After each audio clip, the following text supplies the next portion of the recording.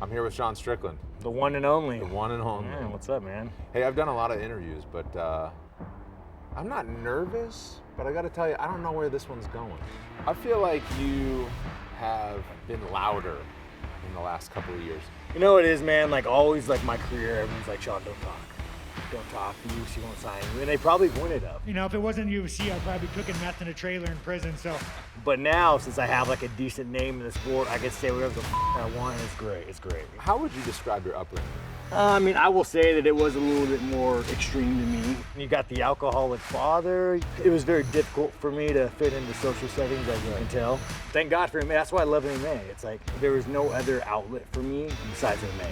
I remember you telling me at one point, or saying something where MMA worked for you because it's the only sport you didn't get kicked out of. My first day of training, I was probably like 14, 15. I got the kicked out of me. I mean, I was like young, I was sparring with pros, and I was like, man, like I'm happy.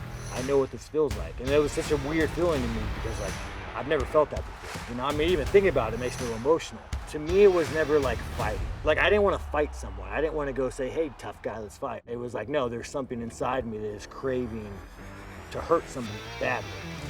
Oh, Strickland 1-2. That wobbles Allen. This could do. Strickland This is trying to end it, and he over. does. Sean Strickland. What did you think it was going to be like to be a pro fighter? I didn't think about it. I never thought I'd be in the UFC. What do you mean? I just thought because I like to hit people. But it wasn't like the goal.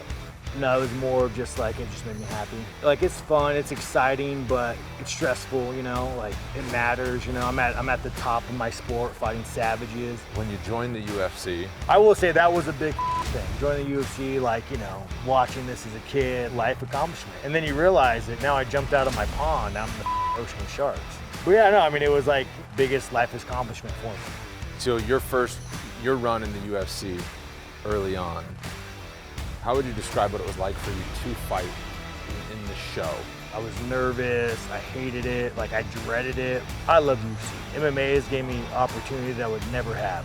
But that being said, this is the roughest line of work any man can do. You can't be in or out. You have to give your life to fight. You can't be like, you know what, I'm gonna go pursue this and do that. No, you have to give your entire life to the sport. I made it to a degree, yeah, but there's still that pressure. If I lose my fight, half my check's gone.